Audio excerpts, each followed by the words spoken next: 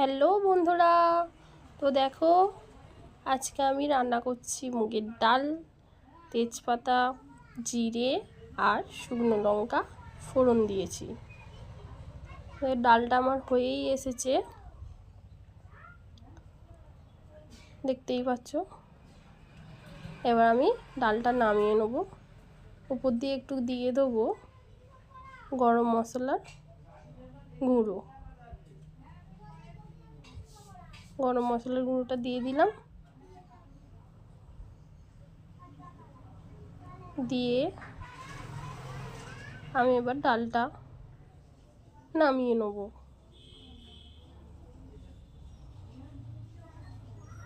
তো আমার রেসিপিগুলো যদি ভালো লেগে থাকে অবশ্যই আমার চ্যানেলটাকে সাবস্ক্রাইব করবে এবং কমেন্ট করে জানাবেন যে রেসিপিগুলো কেমন লাগলো।